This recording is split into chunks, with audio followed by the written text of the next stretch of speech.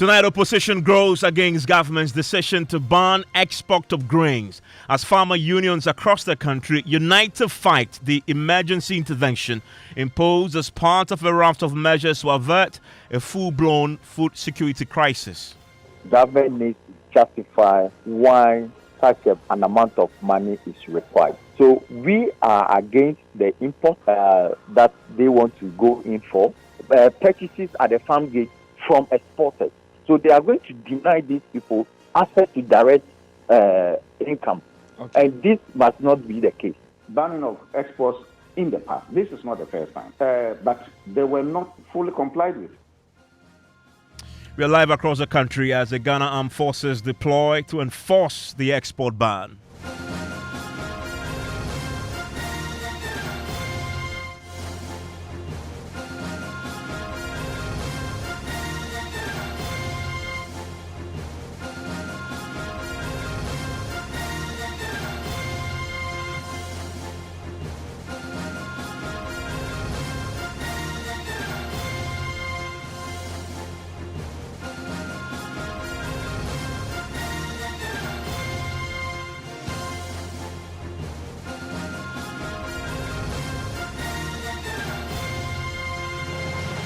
And Top Story is always brought to you by Telecel, connecting energies. Holy insecticide spray and coil. Have a holy sleep. Now, tonight, opposition is growing against government's decision to ban the export of grains. Farmer unions across the country are uniting to fight the emergency intervention imposed as part of a raft of measures to avert a full-blown food security crisis. This is in response to the ongoing dry spell that has devastated agricultural production in 8 regions. The ban will affect rice, maize, and soya beans. An assessment of the impact of the dry spell on the 8 regions reveal nearly 500,000 farmers have directly been affected, with 10.4 billion cedis in revenue already lost. The Agric Minister, Brian Champon, says this measure will ensure food security. So earlier on, I talked about those at risk being 928,523. The 435,872 are those that have been confirmed as affected as at 20th August, and the audit is still ongoing. With the projected shortfall in grain supply, government will tap into the ECOWAS grain reserve and partner with the private sector to bridge the gap. Government will also bring in 300,000 metric tons of maize and 150,000 metric tons of rice to provide food support to vulnerable farmers who have lost their crop and also for the market. Additionally, we will bring in a total volume of 26,000 metric tons of poultry feed to directly support the poultry industry, as maize, their main raw material, has been severely affected. And today we're hearing from a lot more farmer unions who have been speaking about the imposition of this particular ban. And we're also learning a bit more about the deployment of the military across the country to enforce this particular ban that we had the ministry announce yesterday. A few other measures that the ministry is tonight implementing beyond just the ban on the export of the grains. The ministry, as we now know, will be giving out some 1,000 cedis per hectare to farmers who are affected by this across the country, and there are concerns already been raised by some of the farmers. And we also know that the government has approved some $500 million that the finance minister has been asked to raise to finance the emergency interventions. That comes down to some 8 billion cedis. The minority in parliament today have been raising questions about that. They're asking for transparency as they raise questions around possible abuse in the midst of the political climate. Also from the budget, they would have to secure some 2.5 billion cedis from the contingency fund to back this initiative that the government is putting up. We'll hear from the minority pretty shortly, as they've also been raising their own issues about this particular issue in the across the country. We'll be hearing from some of the farmers themselves on the ground who are speaking to us about the devastation that this has caused to their farmlands. But listen to the Agric Minister, who has been detailing to us when they expect the food shortages to start and when they hope they can get in the first emergency grains import that they are now mobilizing from the sub-region. This is Brian Champon. So that our grains are protected for the benefit of Ghana. Based on your estimations, I heard you talk about food shortage. How soon do you expect all of us to start feeling that impact? So the transitional zone harvest and the northern harvest should come in around the 20th of September. In fact, the early, those who planted early, we should have been seeing their grains on the market in Tamale by now. Clearly, there are no grains on the market now. But we should have the full impact by the end of September. And that is why we are putting in the interventions now to ensure that by September, we have enough grains on the market to ensure that we don't have food shortages or distortions on our food price systems. Where are we sourcing the additional grains we require? I hear you say we may be importing. Well, first of all, on maize, we have stakeholder partner countries that we work with. We're tapping into our ECOWAS grain reserve. We contribute to the ECOWAS grain reserve. Ghana contributes. Indeed, some of the reserve warehouses are in Ghana that last year when we had a bumper harvest, we invested in. So we're going to tap into the ECOWAS grain reserve. We also have what we call program grains.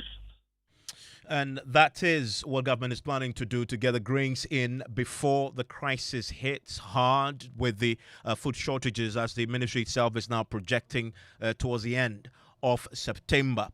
Now we also know that the military is involved today. The forces are being deployed to enforce the ban on the export of grains. Yesterday we got a bit more clarity on this from the Defense Minister himself, Dominic Nitiwo.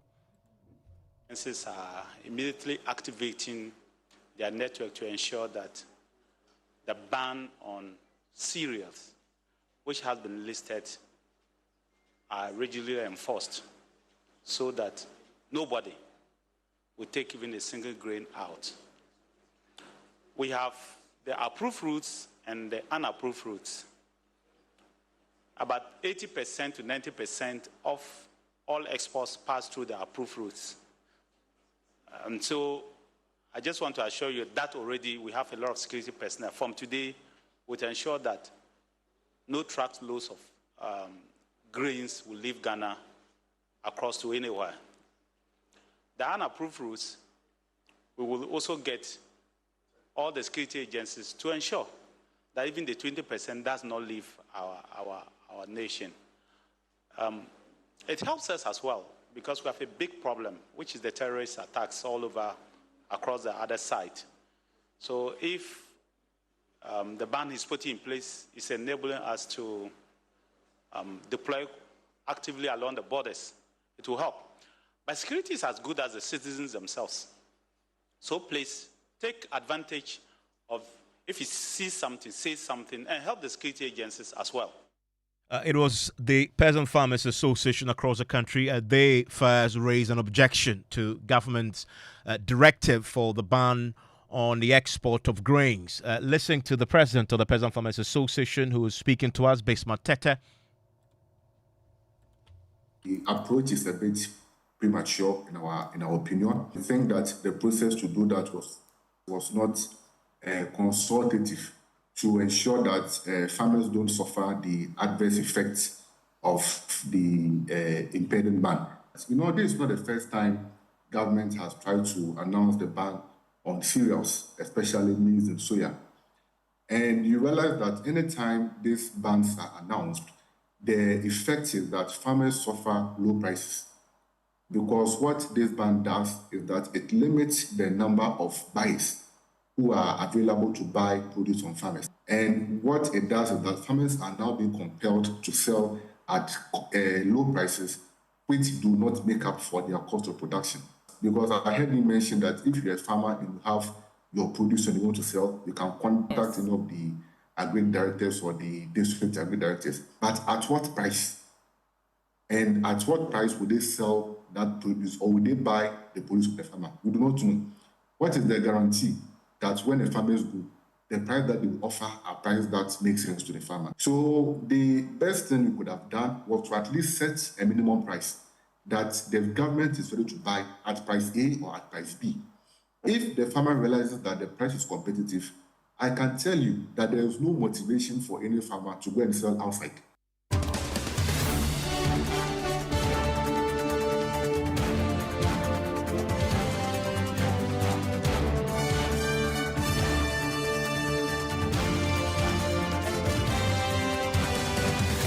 On the line with me right now is Edward Caraway, member of the General Agricultural Workers Union. He's also the immediate past General Secretary of GAU. Also with me is Anthony Morrison. He's the CEO of the Chamber of Agribusiness. Thank you, gentlemen, for the time here on Top Story. And Mr. Morrison, start with you. You're opposed to the ban that was announced by government yesterday, which is being enforced as we speak right now. Why, though? This is an emergency situation. Yes, thank you very much. Very good evening to your cherished listeners. Yes, I think that we at the Chamber find the ban a bit unnecessary. We think it's a knee-jerk reaction from government.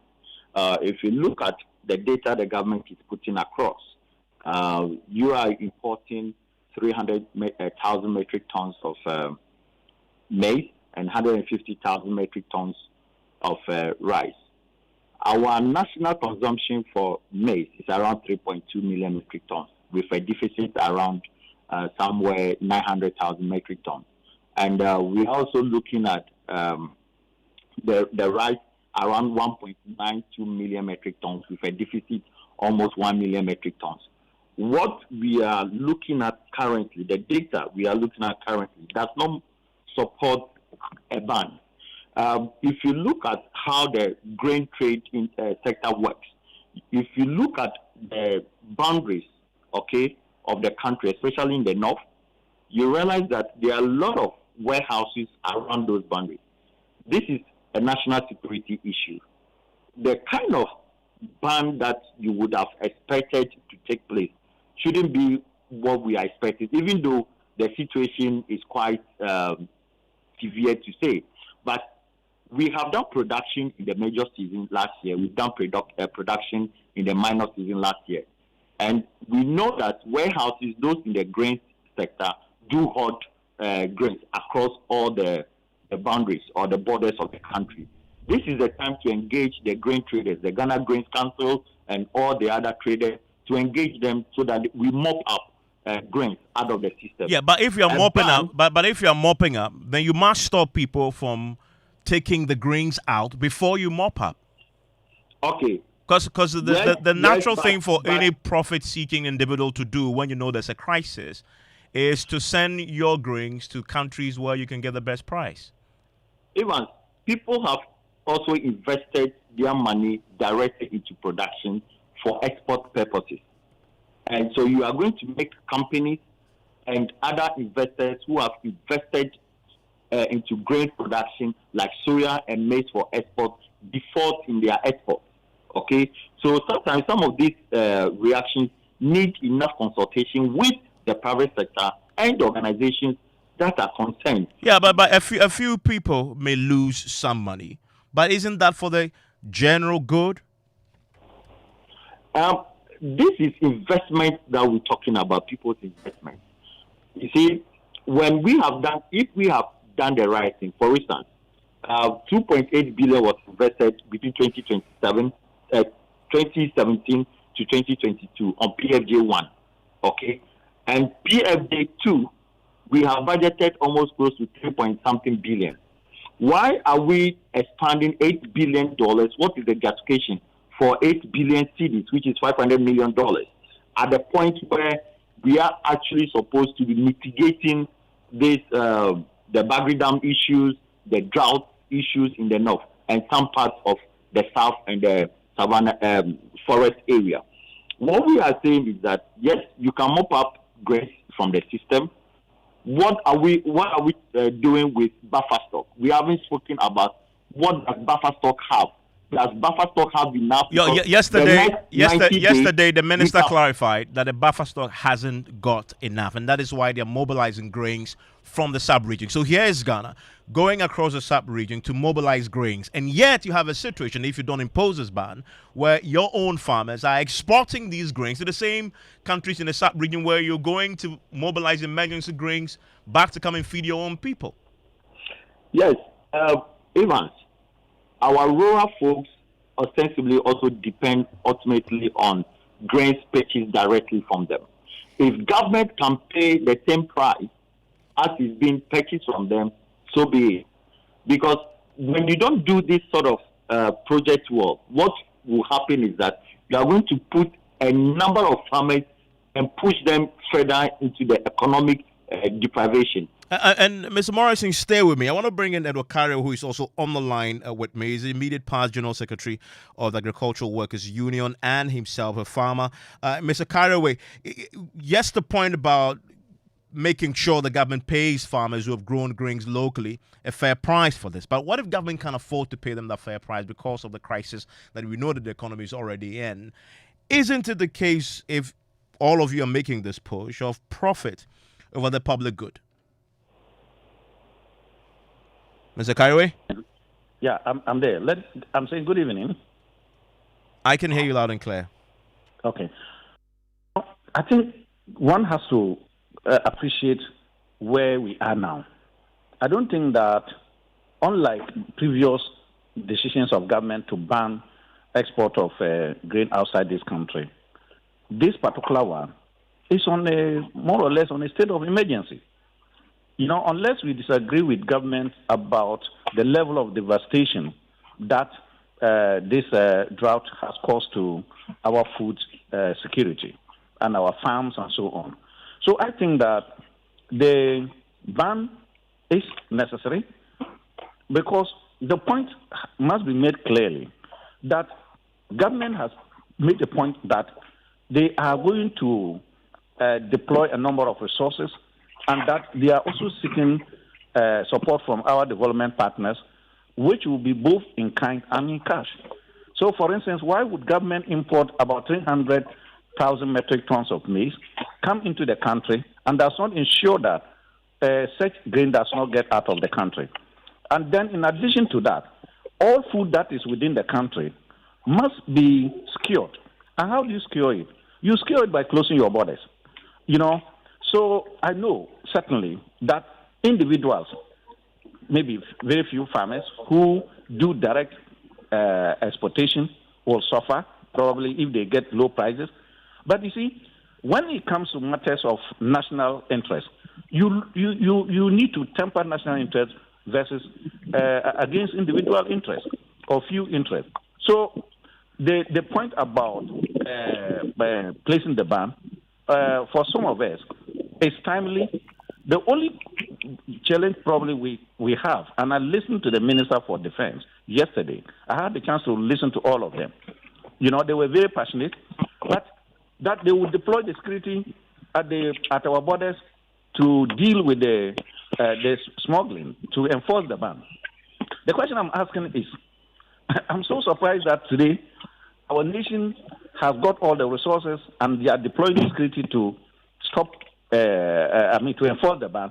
When we sat in this country and allowed fertilizers to be smuggled out openly, and even animals got involved in the smuggling, and we come out and lament that even animals were involved in the smuggling, but we could not do anything. It wasn't an emergency situation then, so it didn't warrant the deployment of the Ghana Armed Forces. Yes, I'm saying that if we do that, that was the time that we actually needed to deploy them, because if we had done that and those fertilizers were not smuggled out and were invested in the country, I don't think that our food situation would have been what it is today. Secondly, just recently, we have heard about massive smuggling of cocoa outside this country. I don't know whether cocoa, the role of cocoa in our economy is not well known to us. You know, it's the mainstay of our economy. So why would we sit down and allow the smuggling of cocoa to the point where it threatens the cocoa industry? And we do not do anything. Now, again, even in this country, we always talk about our borders are porous. which simply means that they are unapproved rules that we are unable to, we don't have the men and the women to police all the borderline and so on. Certainly, we think that we are capable of doing that. So your demand is that you also want the government to deploy the military to enforce the ban around the smuggling of cocoa. Exactly that. Because we want it not only to be on this ban, but any other economic activity that is illegal, that is smuggling cocoa outside, should be nipped in the bud. So we want the government to use the security to do all these things. And even for some of us, we don't even want only the ban. There are other things that are threatening agricultural production.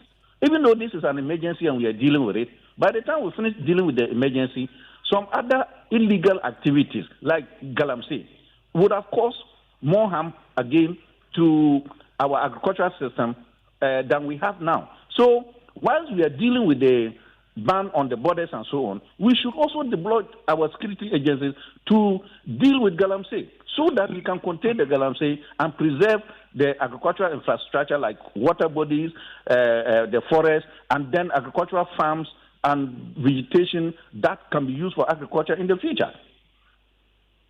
Government yesterday announced that it will be paying farmers who have lost a lot in the wake of the devastating drought across the northern part of the country, 1,000 cedis per hectare. Is that fair? Well, it's very difficult to say fair, but one could just say that they could be given more. But you see, because I listened to the press statement myself, I listened to them. They also say that even though these interventions are being made by government, it is not adequate to completely restore the farmers back to their former state before the drought. And for that thing, we all agree with. So what we only should be expecting government to do is not about the laudable policies that they've outlined, but to make sure that they implement this policy to the letter and also stop the political patronage that characterized previous programs of this nature. And this is what we need to do to make sure that any person who is involved in diversion of inputs to or grain to people who do not deserve it should be punished severely. And even make sure that it does not occur. But in the event that someone manages to tamper with the system, that person should be punished severely. Yeah. So. And I'm pretty sure you heard Anthony Morrison, who is the CEO of the Chamber of Agribusiness, who is still with me. Mr. Morrison, that is a view that from Edo Caraway, and government shares that view that if people are caught either smuggling implements that are banned from export or people caught smuggling, and in this very case, exporting grain, they should be dealt with. And the defense minister says that is exactly what's going to happen. Do you accept that? Yes, obviously. Evans accept that, but we should also be very careful how this ban also have the tendency to bring shock in our food production and food pricing. If we decide to go the way we want to go, what it will do is that it will reduce next year's production unless we show up public expenditure more for the agriculture sector. How so, though? How will it reduce next year's production? Because farmers are very sensitive to food prices, okay? And what influences farmers' productivity of one commodity or the other is as a result of one going higher the previous season, and the next season they go in there to produce, to catch up with the increasing prices so they can make a windfall. If that is not done carefully, what we'll do is that we should be ready to import more food the subsequent season and next year. We should also be very careful how we stimulate this, because it can, the poultry value chain depends entirely on grains and cereal. It can also disrupt the poultry value chain. There'll be losses of jobs, and also it will also stimulate economic growth to the negative direction. Do your members have grains in stock? No. because most of the grains have been purchased currently by the ongoing program on the Mastercard Foundation and also on the SPRS, the Food System Resilience Program for the poultry farmers. So there is not enough in there, but we can actually mop up some in the northern part and the Brong-Ahafo regions. That I can assure you that can be done. For those members of your chamber who still have grains in stock, will they sell it to the government as the government mops up? If government comes up with the right price, they would. What's the right price? Currently, as we speak, if you look at the exchange, soya is going from, it used to be 480. Now it has jumped from last month to almost 940 to 1,000 metric tons. Then also we're looking at prices on the maize also have gone up from 600, selling around 800. So if government comes in with the right intervention, I'm sure members of the chamber, members of the commercial grain farmers, and all other producers will be ready to sell to government. Thank you very much. That is Anthony Morrison, the CEO of the Chamber of Agribusiness Ghana. Edward Carraway is a member of the General Agricultural Workers Union. Gao is immediate past General Secretary of the Union too. I want to hear from you on the 05511119997. For the minority, though, they are asking for full transparency around government's disbursement of some 8 billion cedis that the president has authorized and that the emergency measures announced yesterday. Listen to the minority spokesperson on the Greek, Mr. Chisau. Unless we are given and provided an implementation and a disbursement plan, that we are convinced that that money's disbursement is supposed to tackle the food insecurity situation that we are facing now. But when you start with saying that you are banning food exportation, you see, we don't even have exportation of the grains as we speak now. We are not exporting maize. We are not exporting rice. We are not exporting soya. So what are you banning? What is the implication of these policy measures, or if you like, this soldier man kind of measure on our food security situation? We are importing tomato from neighboring countries. We are importing onions from them. Now, there's the same drought has been occasioned in those countries as well. Just imagine a situation where they decide to also write and ban the exportation of these to our country. Do you know where we will be? When we have evidence that you've already injected 3.2 billion, and this is where it has brought us, you are going to inject additional 8 billion. We are scared that this is just another avenue to repeat what happened in COVID-19 support from the global community. And that there is Godfred Seydou Gisal, the minority spokesperson on a Greg. News 9 in a minute.